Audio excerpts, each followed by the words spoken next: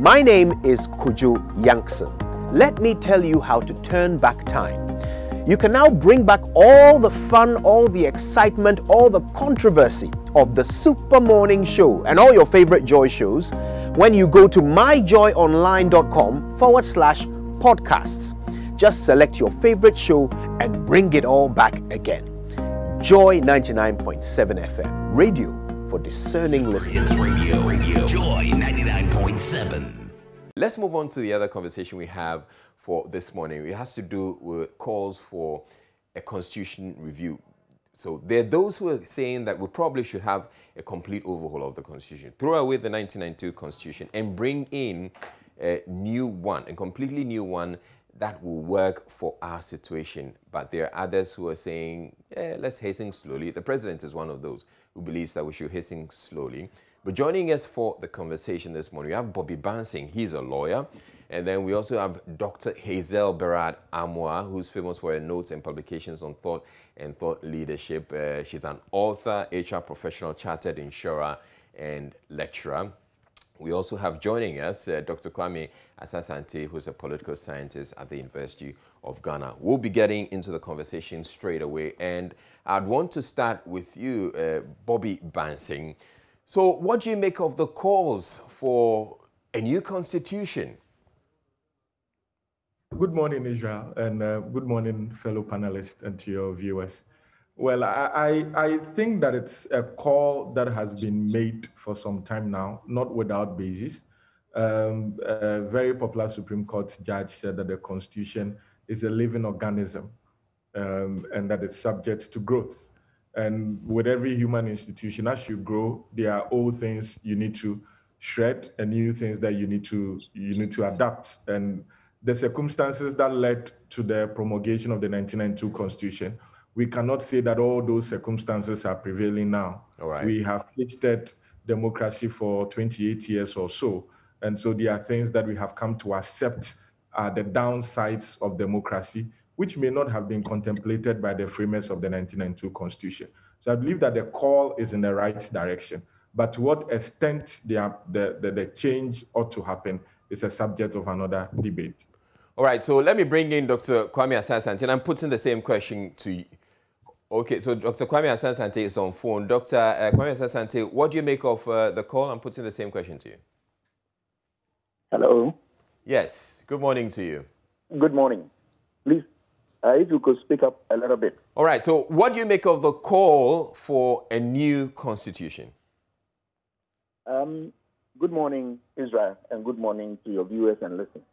I must say that, as you know, I'm not a lawyer, but I'm speaking as a political scientist. Yes.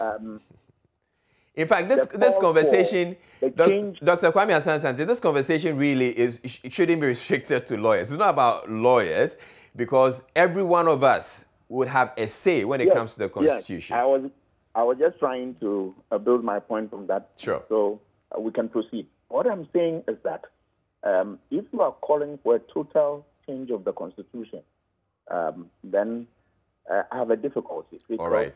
There are a lot of work that has been done. If you look at the Constitutional Review Committee report, I believe that if there is any change that we need to make, we should start from there and then pick the pieces that were left behind in terms of the report and implement.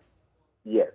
It is true that there are other aspects of the Constitution which maybe after the report has been written, people have realized the need to amend certain portions of the Constitution. Yes, you can bring it on board.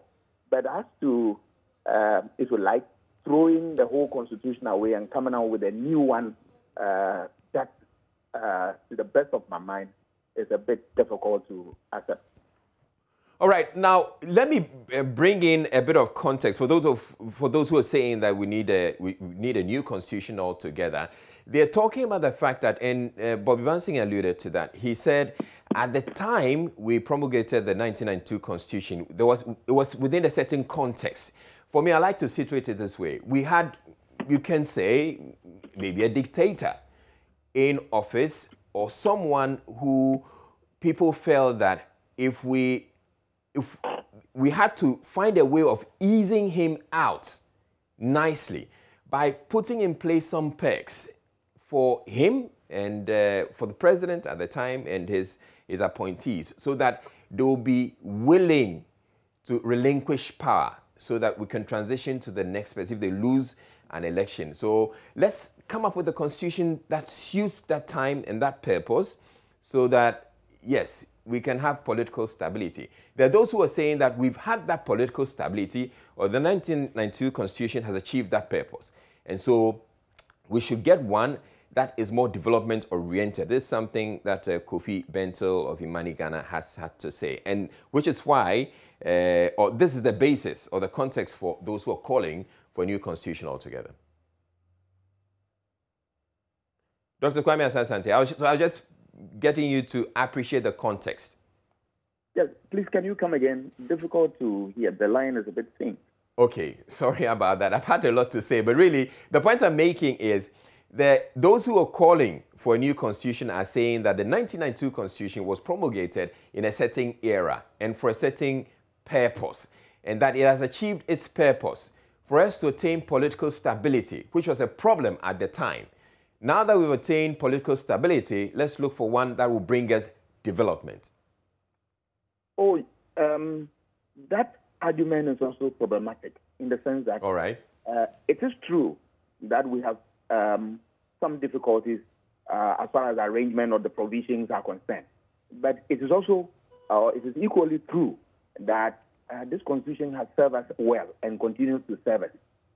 Where we have difficulties, why not looking at them and then taking them up or improving upon them? But, you know, coming out with a whole constitution with the idea that you want a constitution that will bring development, I'm sure a provision or two or a chapter can help. If we look at amendments of some of them, can really help us to deal with some of these things.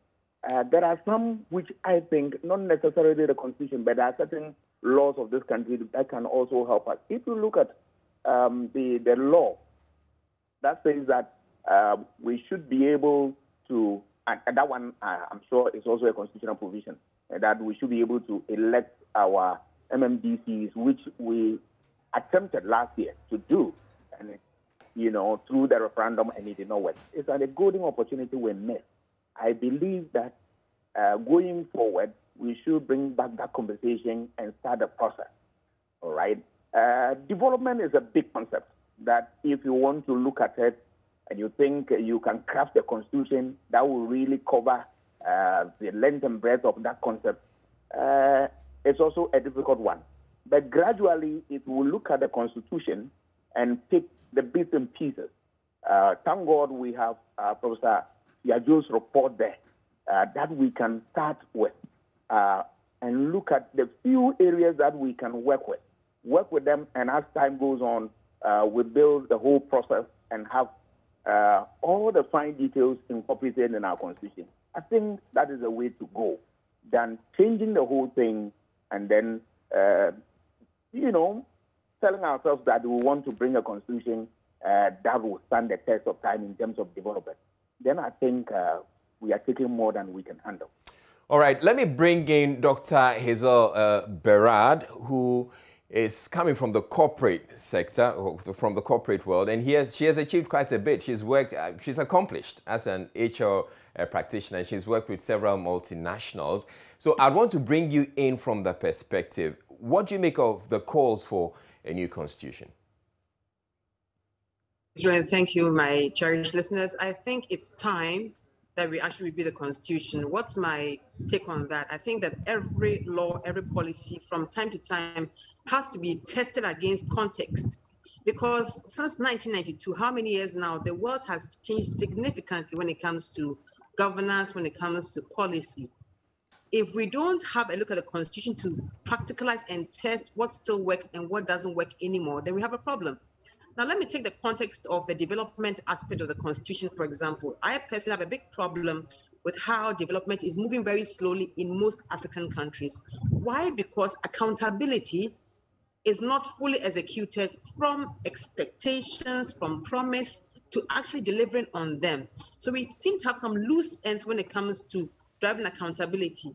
To that extent, I would strongly believe that let's have a look at the Constitution, not only from a legal framework, being lawyers or those who are qualified political scientists looking at them, but also bringing corporate minds to look at the Constitution and be able to, share some insights into what is practical and how we can actually implement them end to end. Like I mentioned, accountability is a big thing for me. We have governments upon governments, political parties changing hands, promises not being kept. But we have a constitution, and it's as if people walk scot-free. You did mention the context of having to ease out, a certain leader in 1992 with certain perks and benefits in the constitution. Today we have so much abuse in the system. All right, we don't have equity, and there is uproar when there's no equity. There are always several hints on social media, on the streets about some uprising. Recently, we had the Fix the Country. A lot of issues came up. Before Fix the Country, in prior governments, we had other, Occupy Ghana platforms, Occupy Ghana movements, and all of that, which means there is discontent in the system. How do we have a constitution? I'm not speaking as a lawyer at all. I'm speaking as an ordinary Ghanaian who has some insight into, leadership and getting things right from accountability and performance point of view. How do we really hold our leaders to account where there's no abuse of the purse, where there is actual good use of resources for the development of this country, where there's equal sharing to a very large extent for the country to develop? Until we have that in place, we'll continue to struggle as a people. We'll continue to have, peaceful demonstrations during whatever term of government to really have people voicing out frustrations. If you listen to both Occupy Ghana and Fix the Country, comments, the context is the same. It's about abuse of, resources of the country. So how do we use our constitution to really fix and hold people accountable when they have to govern or implement use of resources in our country? Those are my 2 cents on the topic for now. All right, so I see you wanting to approach this conversation from the corporate world and the way businesses and institutions function and the way they have been able to survive over the period. So we'll be delving a lot more into that when later on in the conversation. But I want to bring in Bobby Bansing here. So there's some disagreement. There are those who say, okay, let's throw away the constitution, let's get a new one. There are others who are saying that no, we can't just throw it away, let's amend it, let's fix the constitution and resolve the issues. Can there be you are one of those, Bobby Bansing, you're one of those who believes that we should do away with the constitution and get a new one, but can there be some middle ground? Well, definitely you cannot jettison the entire provisions of the 1992 Constitution. But I think that the nature of the change will be so fundamental that it would result in possibly coming up with a whole set of constitution. And to put it in a bit of a historical context, the 1992 Constitution was as a result of all the experiences we have encountered trying the various systems of governance.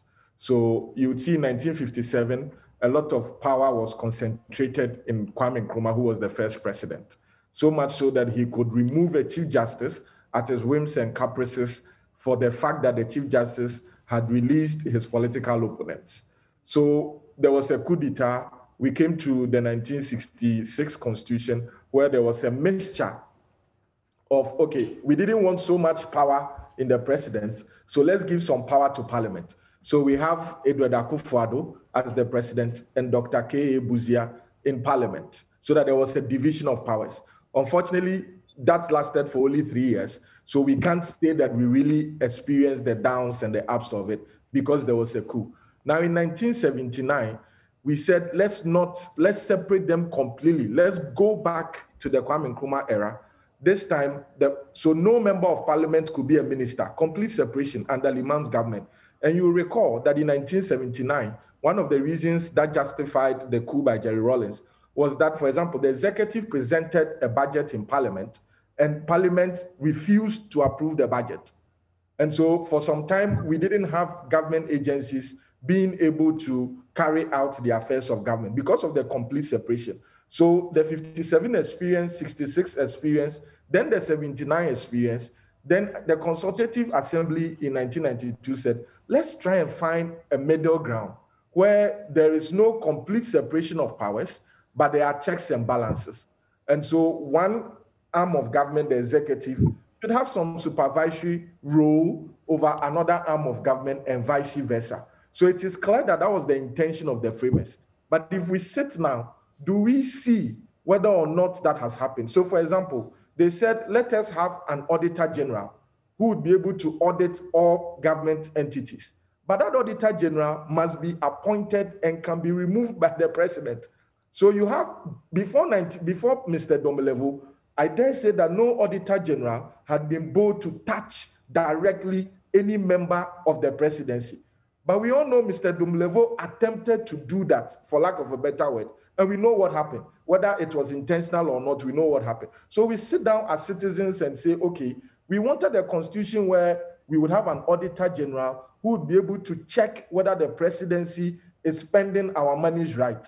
But we said, let the auditor general be appointed by the president and removed by him. Are we seeing the benefit of the president being able to remove and appoint the auditor general? We have the same with the Electoral Commission. A lot of people were not happy the way Madam Charlotte Osei was removed. But the final power vested in the president. Is this something we still want to remain? We have no qualms about having an independent Electoral Commission. We have no qualms about having an auditor general to serve as a check on the executive arm of government. But are we happy with the way they can be removed by the president for lack of a better word, for political expediency? No. And so we can maintain some of the structural innovations of the 1992 Constitution. But I think that we must look at the way that it's been worked, the way the checks and balances have been framed. I have always recommended that we should vest more power in the Council of State, for instance. The Council of State should be devoid of any appointment by the president. As it stands now, 11 members of the Council of State are appointed by the president. And there are representatives appointed without any political affiliation from every region. And then I think the former Chief Justice, former IGP, they are there. We should not let the president appoint anybody. Give a lot of power to the Council of State, because under the 1992 Constitution, that is the only organ devoid of any political influence. All right. So why wouldn't they have the power to oversee the work of the Auditor General, to oversee the work of the Electoral Commission, to oversee the work of the Public Services Commission, to oversee the work of SHRAJ? Why should we let the Council of State be influenced by the president? We shouldn't let him appoint anybody. Let them be elected by the regional representatives without any political affiliation. Let them have the power to be able to appoint or remove the Auditor General or the Chief Justice for that matter. And I think that cabinet members should not be parliamentarians. I mean, I have no problem if there are some ministers who would be parliamentarians, but cabinet ministers should never be parliamentarians. And so we cannot completely throw away the whole 1992 Constitution. But I think the nature of change that a lot of us have called for would result in a fundamental change of the structure. And that may result in setting aside the whole 1992 All right. Now, the president has been sharing his thoughts on it. I want us to listen to the president, and then I'll come to you, Dr. Kwame Asah-Asante, for some more on this. So the president, he believes that, well, yes, just like Dr. Kwame Asah-Asante is saying, let's be careful, let's hit things slowly. We can't throw it away because it has worked for us. Let's listen to him. There are people around this table, Dr. Kwete is one of them, who know about my attitude to the effort that one of my predecessors, the late Professor Mills, made to revise the Constitution. I never agreed with the methods by which the whole undertaking was taken. I don't believe that the Constitution is the work of the President of the Republic. Having regard to the difficulties that our country has had to arrive at a multi-party constitutional dispensation that has endured. And the Fourth Republic is the one that has endured. We saw the First Republic, which had its own problems, authoritarian rule, one-party rule. We had the problems of the Second Republic. We had the problems involved in the Third Republic, all of which were short-lived. To have a republic that has lasted nearly 30 years in the context of our history, to change the constitutional arrangements that have assisted this durability, we should be very careful how we go about it. I feel very strongly on that point, and that is why I have not lent my support to the idea of this wholesale review of the Constitution. The one area which I felt required action was the one that I put before the country, which was the extension of multi-party democratic rule to local government. All right, so Dr. Kwame Asante, you heard the president. He believes that for him, it has to do with the election of MMDCs. And, well, that didn't quite work. For him, he feels that the Constitution as it is just fine. But you believe that we should probably go back to the work that has already been done.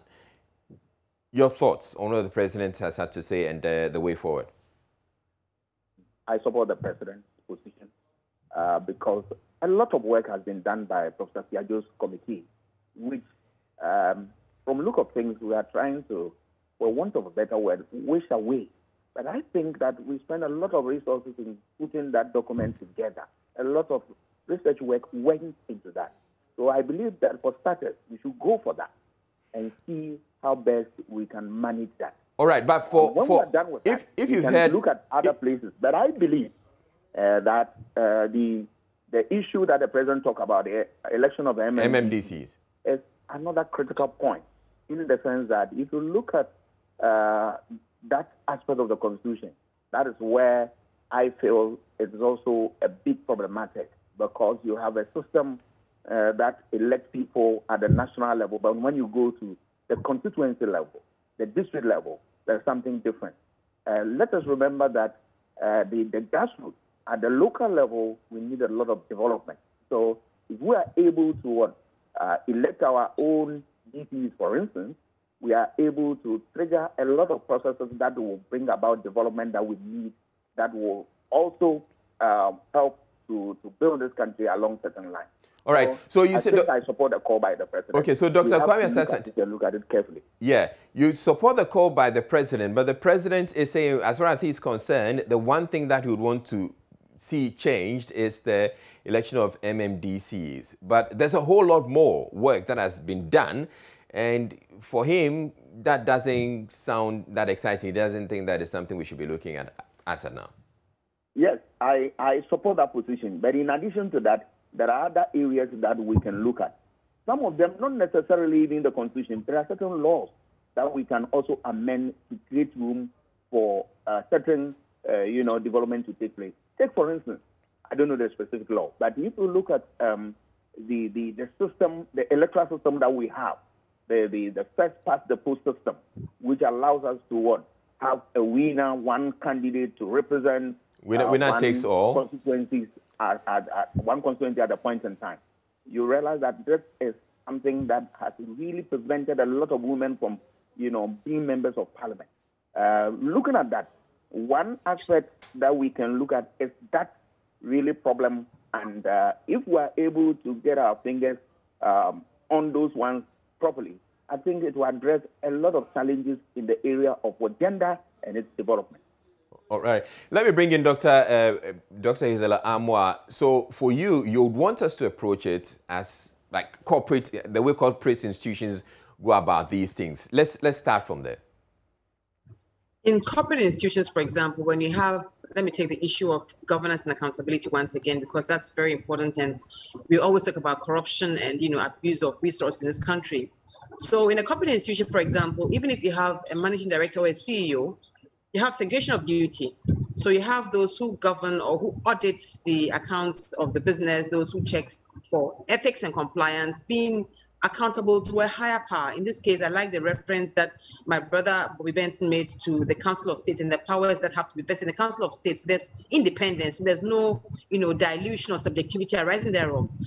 I would support the review of the Constitution, looking at context and what is working for the corporate environment, making people accountable, making sure that promises and performances are really, really, delivered, because it's about being true to the people for which you are in power, having integrity that we speak about. So one of the words that have really stuck with me since the era of the PNDC has been accountability and probity. So they may sound unpopular then, but they are really, really true in our context today about being, accountable to the people who have voted for you to come to power. So I would strongly recommend that in reviewing the Constitution, doesn't mean we are changing the Constitution, but let's at least have a second look at the Constitution, page by page, in the current context, look at what is working and see how we can, learn from how multinationals are working, how corporate institutions are surviving and getting accountability for resources and getting things done. I'm not sure if we go that route, we will actually fail. So a review is important, but who are those reviewing the Constitution? I would even open it up to say beyond legal brains. Let's bring the political scientists, the corporate brains, and other people who are quite well read and have insights into how to do checks and balances in a way that helps to drive the country forward. These are my 2 cents once again on the topic. Now, one of the issues that has come up in recent times, which you can see from the Occupy Ghana, from Fix the Country movement and Fix the Country movement, and then there's been this demonstration by public sector workers who were saying that if you look at the political class and the Article 71 office holders and all that, they awarded themselves, fat increments in salaries and conditions of service, and yet when it came to the ordinary Ghanaian, the public sector worker, they gave us 4%, and they feel that they actually deserve what the Article 71 office holders have. So there's this, we've created a situation where we have this political class and then the rest of us, and they're believing that it is something that needs to be addressed. Dr. Hazel Amwa, do you see us using the Constitution to address this, or you believe there are some other ways of going about it? Because if you come to the corporate world, yes, they are the CEOs who earn crazy salaries and bonuses, and yet we have the rest of the staff who walk away with practically next to nothing. Yeah, I think the Constitution should cover that as well. So let's talk about the hierarchy of positions. So I don't think anybody would expect to earn the same salary as the president. But in terms of the percentage increases, it has to be the same. What is informing the increases? I think the key driver is inflation and cost of living adjustments. So if we are given a certain percentage increase, that same percentage increase should be across the different levels of the citizenry. So whether you are at the bottom of the pyramid or you're at the top or at a political class or whatever level, once you are working for the state or once you're working for the institution, the percentage increase should not be buried. As a matter of fact, because you have a bigger pot of cash for the political class, even if you apply a 10% is actually significant. If you come lower and you apply 10%, it's not as significant. So let's have equity and equality in the percentage and how we apply increases or review compensation, whether it's the allowances or the actual salaries.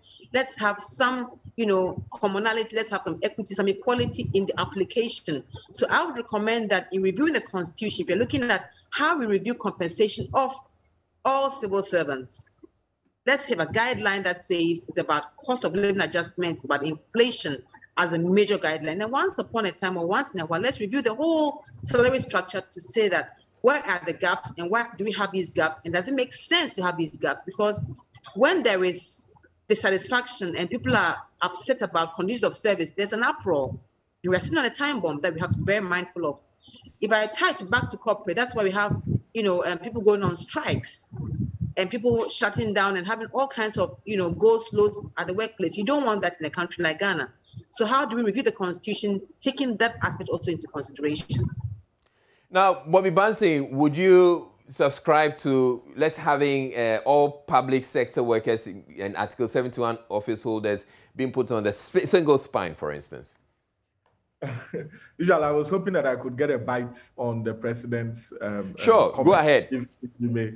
Yeah, go ahead. I think that the issue of whether or not the former president Atamiels acted constitutionally by setting up the Constitutional Review Commission was settled by the Supreme Court. Your very good friend, Professor Sari, took the matter up to the Supreme Court, and the Supreme Court said that the ex-president then had done nothing wrong. All he did was to set up a commission of inquiry, which the Constitution vested in him the power so to do.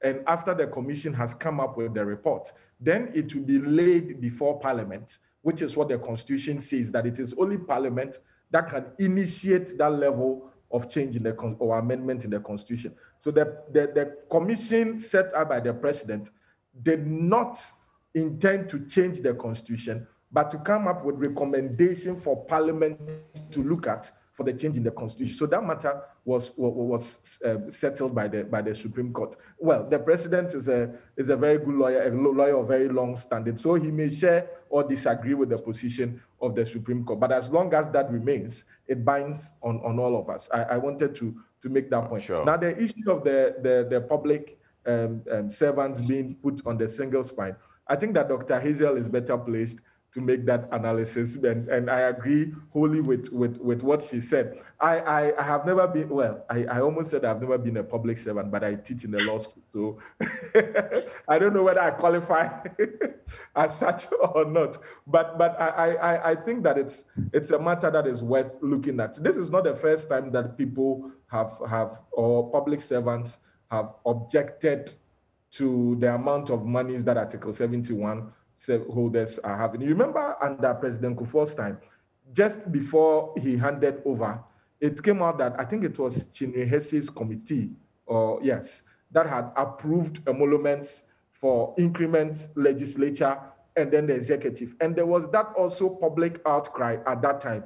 So much so that in some circles, it was believed that neither parts of the room, i.e. the executive or the legislature, actually read the details of, it was alleged, of what they were approving. They only look at the figures and say, listen, if you scratch my back, I scratch your back. That time, I think it was 2009 or so, it was a huge matter for public discussion. And if we put power in the hands of the legislature and the executive, and we feel that they do not have our interest at heart, then we would have in terms of remuneration, then we would have a cause to complain. I have always questioned why people that we elect into office, their salaries and emoluments are tax-free. I have always asked that question, that they are tax-free, they get all the benefits, and then we who put them into office are forced to pay taxes, sometimes in a manner that is almost discriminatory.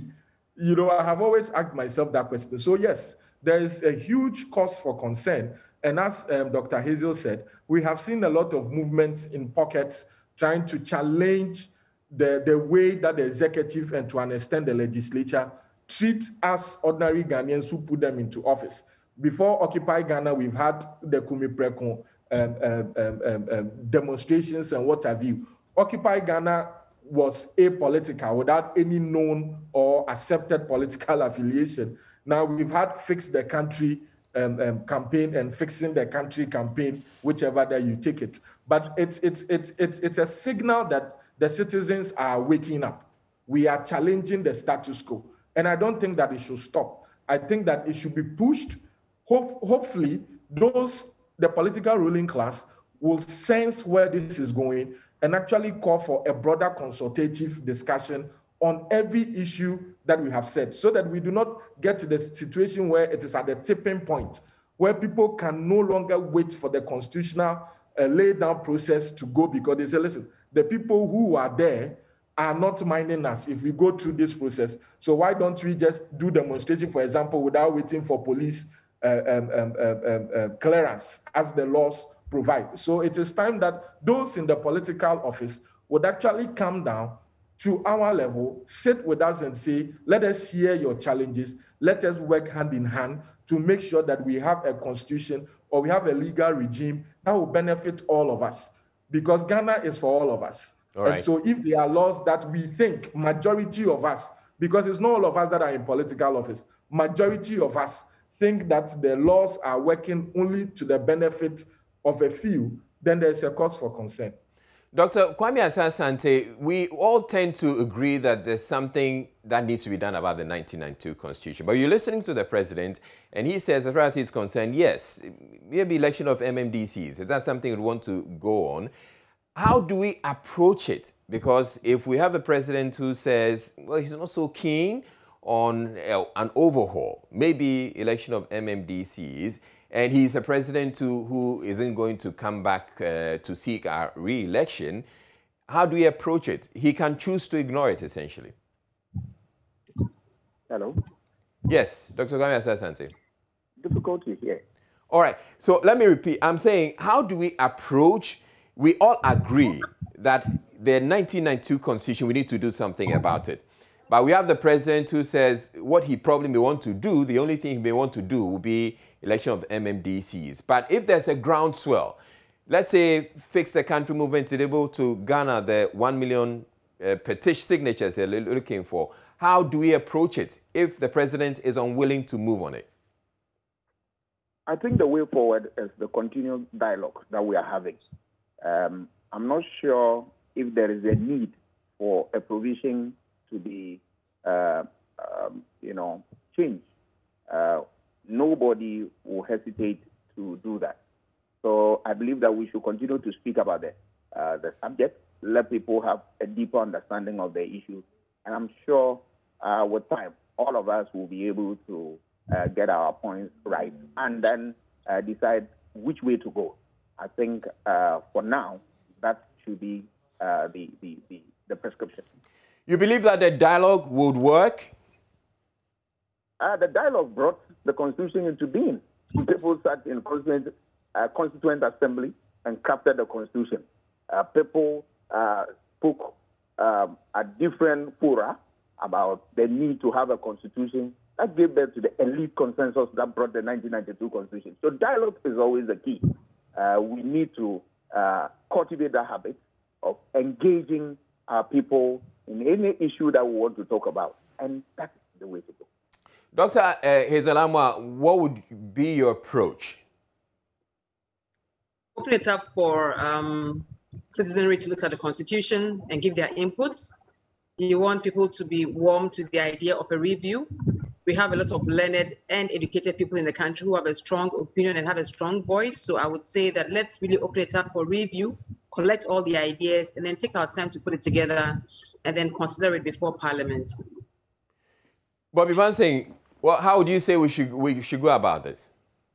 I think that the work done by the Fiajo Commission was thorough and extensive. I think that there has not been any cause why, after spending so much money, we should jettison it. I also think that the executive should not decide that they will not place before Parliament the work that has been done by the Commission for the parliamentarians, which actually represent the will of Ghanaians, the members in Parliament, I mean the representations of Ghanaians, to decide whether they would accept or parts of the recommendations by the Fiajo Commission. So I think that the president should take to the Fiajo Commission, to take to Parliament the work of the Fiajo Commission. Parliament should also open up for additional views to be garnered, and then Parliament should decide for Ghanaians. There are 230-something parliamentarians. The will of Ghanaians, the sovereignty is in Ghanaians. And Professor Fiajo and his commission members went around the whole country to collect the views of Ghanaians about the Constitution. It is true that that was done maybe 8-10 years ago, and so there may be a need for additional views. So as it stands now, we have something we can start with. Why don't you give it to Parliament? Let Parliament open up for individuals to also present any additional views that they have, and let Parliament debate it and put those parts that would have to be amended by referendum to Ghanaians to decide, and then the ones that Parliament will approve to amend, not without a referendum, those clauses, for them to also do it. So one person or the executive should not sit on the sovereignty of Ghanaians. A lot of us are calling for this change. And I think that once the Constitution lays down the process, it is that process that must be done. The executive should not curtail our desires to see a change in the Constitution. Now, the next thing I'd want us to talk about is for you, Bobby Bansing, you've mentioned one of the things that you'd want to see change, which is the Council of State, which you're saying should be completely apolitical. I'll come to you for that in a bit, but Dr. Hazel Amwa would have to leave us, and I want to take her thoughts on that before she gets to go. And Dr. Hazel Amwa, by the way, I got your book. Thank you very much. I received my copy, Winning in the Jungle, your latest book, Understanding Self, Others, and Excelling from a Place of Commonality and Complexity. So I'll come to you before you get to go. You tell us, what are some of the things that you would want to see changed as far as the Constitution is concerned? So first of all, my submissions still remain. We have to have more accountability in the Constitution and a brutal execution of indiscipline and punishment for indiscipline. So I'd like the Constitution to be able to hold people like the independent prosecutors, special prosecutors accountable to really delivering on their vote of confidence to be appointed in that position. Other things I'd like to see with reference to the salary structure I spoke about. I'm very passionate about the salary structure in terms of having equality and equity in the country. Uproar in this country is mostly because people don't really believe there are no resources, but because there's abuse of resources. So how do we ensure that our political class are being fairly remunerated and other civil servants are also being equally fairly remunerated? So I'd like to see these two changes in there. Last one is really having more autonomy for the Council of State. So those are my closing submissions. Thank you so much for having me on your show, Israel. No, before Enjoy you my book. So before you go, you're talking about the remuneration structure, and Yes. I would also want to look at it this way. It appears we have people who come into office, political office holders who come into office who believe that the rest of the population should serve them. I was thinking it should be a situation where they come in as servants, as they indicate, they're public servants. But as it is, they come in more like monarchs of some sort. They come and address, they enjoy all the largesse. Is that something that should be addressed as well, coming from your background as an HR practitioner? Absolutely. So you remember we used the word context very strongly in the beginning of our discussion to say that the context of the Constitution and its application has changed from 1992 to now. It's almost 30 years. There's a huge change. Now, then we had the need for autocratic leadership before 1992. The transition now is more towards servant leadership and transformation leadership. So to have leaders coming through and not serving itself is, shooting ourselves in the foot. So our Constitution should give a certain posture and room for leaders to serve and be accountable for serving the people. This week I was reading about the former Chancellor of Germany. She lives in an apartment, has never had a house help, same old salary, living like an ordinary public servant. Why can't we learn from these great countries and apply similar principles to our beloved country? So the constitutional review should make sure that we create the culture of serving and a platform for these leaders to serve us properly so that people don't hold on to power because of the benefits that, accumulate to them. Most people are being accused of holding on to power because of the benefits that, come to them rather than them serving and making sure the Ghanaians have a better lifestyle. So how do we really get this done through our Constitution? That would be my last submission. Thank you so much. All right, thank you very much, Dr. Hezulama. Incidentally, you mentioned Germany, the German Chancellor Angela Merkel. Incidentally, the president is actually visiting him as we speak. Okay, so enjoy your day, and let's continue with Bobby Bansing and Dr. Asad Sante. Dr. Asad Sante, what would you want to see changed about the Constitution? Strictly speaking, I think that provision that calls for the president appointing people as MMDCs must go. It must go straight away so that we will elect the people who will be the leaders in the constituency. That is a big impediment when we are looking at development from the grassroots. So currently, if you look at the constitutional architecture, there are a lot of powers in the hands of the president. One way by which we can beat it down is through that area. There is also that law that touches on the winner-takes-all system, which I think we should take a second look at that issue and get it fixed. You touch on the issue of Council of State. I have a different view. All right. I believe that that body must be scrapped and then put or established as a second chamber. If you look at the wealth of the caliber of people and their wealth of experience, the best place to put them as a second chamber where they can go there as people who have not been elected or appointed. And we have examples all over the world. The British House of Lords is a typical example where you have these retirees who are experienced people who can go and shape laws for the country. Because currently, when you look at the Council of State, It's just an advisory body.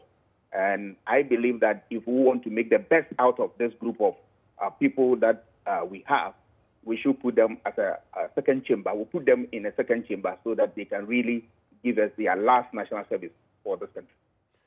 All right, thank you very much, Dr. Asa Asante. And I come to you, Bobby Bansing, for your final comments. What would you want to see changed? I think first and foremost, what we would have to see change is the mindset of the political elite. All right. We would not have much of a problem as a people if, despite the failings, as it were, as we are calling some of the provisions in the Constitution, the mindset of those in office, as you rightly put it, is that of a servant nature. And so imagine the legislature saying, members of Parliament saying that, listen, we feel the hunger in our constituencies. We know our people do not have food, they do not have water, they do not have schools.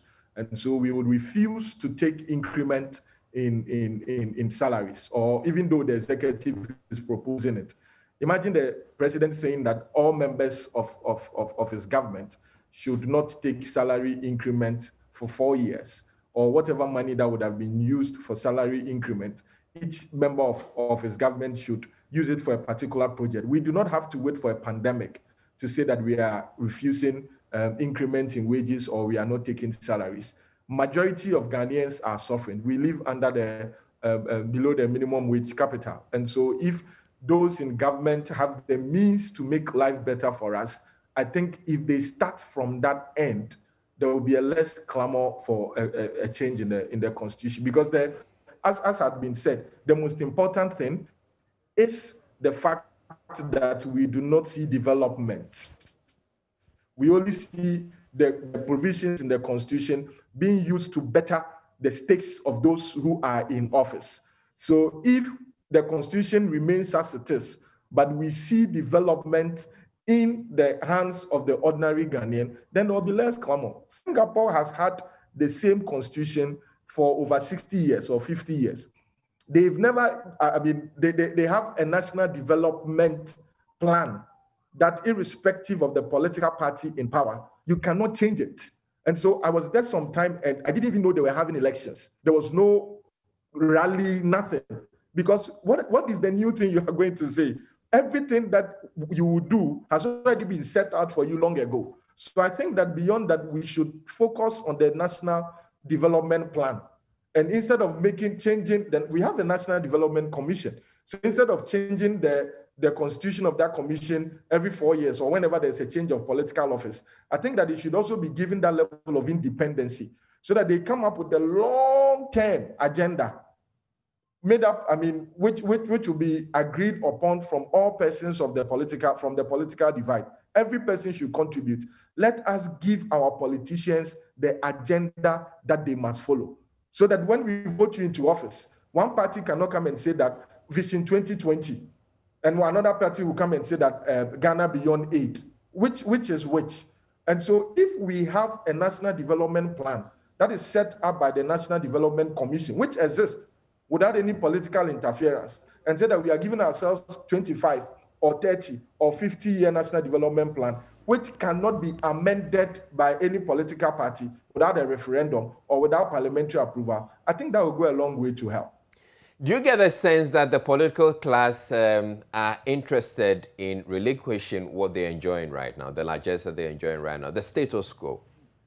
Well, I would want to be fair that I do not think that all the political class are there for the largesse. We have known some of them that have been very sacrificial, actually doing the work without any interest in enjoying, the benefits that come with it.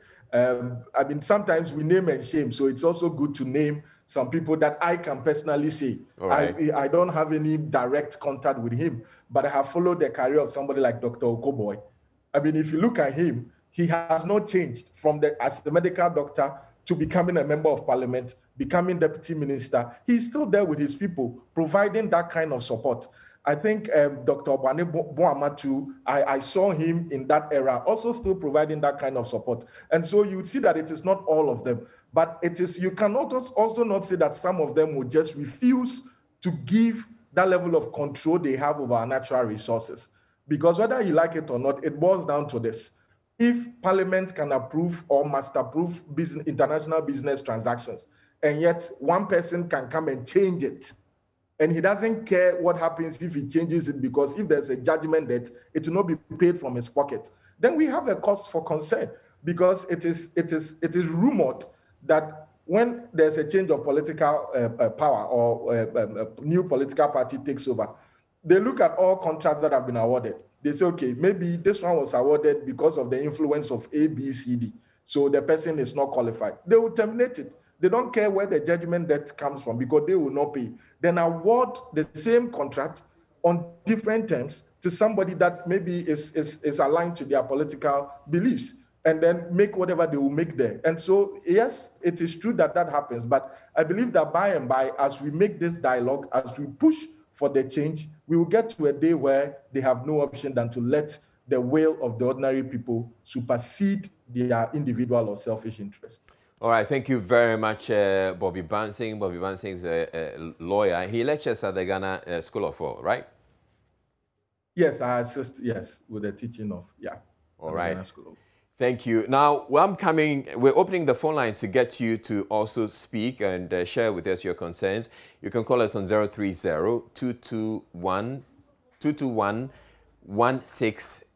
All right, let me take the number again. 030, it's actually going to be on your screens in a bit. 030-221-1691 or 2. 030-221-1691 or 1692. So give us a call and let's share your thoughts with us.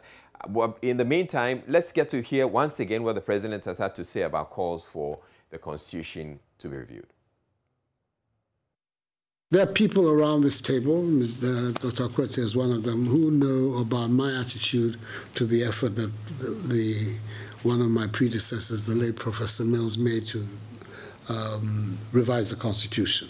I never agreed with the methods by which the whole undertaking was taken. I don't believe that the Constitution is the work of the President of the Republic. Having regard to the difficulties that our country has had to arrive at a multi-party constitutional dispensation that has endured, and the Fourth Republic is the one that has endured. We saw the First Republic, which had its own problems, authoritarian rule, one-party rule. We had the problems of the Second Republic. We had the problems involved in the Third Republic, all of which were short-lived. To have a republic that has lasted nearly 30 years in the context of our history, to change the constitutional arrangements that have assisted this durability, we should be very careful how we go about it. I feel very strongly on that point, and that is why I have not lent my support to the idea of this wholesale review of the Constitution. The one area which I felt required action was the one that I put before the country, which was the extension of multi-party democratic rule to local governments. Right, we have our very first caller. Buesiako is calling from Asimfosu. Hello, Buesiako. So for you, do we fix the Constitution, change the Constitution, or we should leave it as it is? Yeah, I believe I want us to change the Constitution now. All right.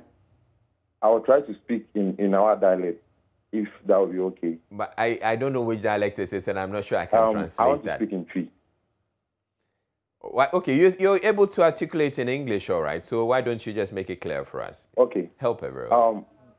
On the 24th of April 2020, when Nana Addo Dankwa Akufo-Addo met with GJA and Giba on the need for accurate media reportage, Nana Addo made a statement that they should allow the scientists to do the talking and not the politicians. And I, being part of the scientist team, we have submitted a letter to the Flagstaff House on the 15th of October 2020 All right. And the president needs this letter, or else there is war about to approach this land. And the word constitution means it is a institution. So it is filled with con. But the president knows that he's looking for a scientist, as in SIGNCIST. Okay, That now is what the I'm getting is quite for. confused with where you're going with the conversation. But thank you very much, Boisiako, for calling. Next, we have Barnabas, who's calling from Trepone. Hello, Barnabas. Hello, my brother. All right, what's your take on all of that? My take is simple. It should be changed. It should be changed. It should be changed. All right. What would you? Don't think that collecting the signatures. I hope they can come to Tripoli. If they come, well, good and fine. And put our signatures there. It should be changed. All right. Very well. All right. Thank you very much, Barnabas. We have Jeffrey, who's calling from Adenta. Hello, Jeffrey. Hello. All right. What's your take on it? Do we fix the Constitution, change the Constitution, or leave it as it is? Hello, sir. Good morning. How are you? Good morning, Jeffrey. I can hear you. So I'm asking, what's your take on it? Do we fix the Constitution? Do we change it? I think we need to change the Constitution after Nana Akufo-Addo has. Yeah, after Nana Akufo-Addo has? I think we need to change it. All right. Okay. Thank you very much, Jeffrey. We move to Kofi, who's calling from Kumasi. Hello, Kofi. How are you? I've looked you on your News 9. For the total overhaul, I'm not in support, but right, there should be some changes. What's one of the things you want to see change, or what are some of the changes you recommend? Article 77 holders and stuff, they are a monument, and that ex-gratia and stuff it should be overhauled. All right. It should be taken off, so that these money can be used to do other development projects. And that is why my other point is, tell GSS, Ghana Statistics Service, to pay the field officers. Okay. It's almost 1 month now. I believe you're one of those field officers. You had to slip that in. Is that? I'm saying I believe you're one of the field officers, so you have to slip that one in. Yes. So okay, tell them. I'm sure they've. I'm sure they're done with the work. Yeah, I'm sure they've heard you. Has not been paid. Almost 1 month. All right. Thank you very much, Kofi. Please tell them. Sure. Let's go to Abdul Rashid, who's going to be our last caller. Abdul Rashid is calling from Bolga. Hello, Abdul. Yes, good morning. Yeah, good morning. What's your take on it? Do we fix the Constitution? My take on the Constitution is that we should make a lot of changes on it. All right. Where we see the need. So, like the earlier the lawyer said, it will make fundamental changes in it. There are a lot of loopholes in the Constitution that we need to change. And then on the aspect of the development plan, I think we should draw the national development plan and juxtapose it to what our national financial strength is. Let's say that we have X amount of money in our coffers today, and then we are drawing our national development plan. We should be sure that in the next year, we'll be having, let's say, X plus 1 Ghana cedis in our coffers. And we can say that in the next 1 year, we want to develop the country to this point. And everybody knows that it is realistic. And then we can hold every government to account on that, so that you don't tell us that our national strength is not enough for the development plan, something of that sort. All right. Okay, thank you very much, Abdul Rashid. You are our last caller. You're still on the AM show. Thank you very much for all of you who called in and contributed, and for our guests who joined us for the conversation. We had Dr. Hazel Barad joining us, and then we also had Bobby Bansing and Dr. Kwame Asante. Thank you all for joining us for the conversation.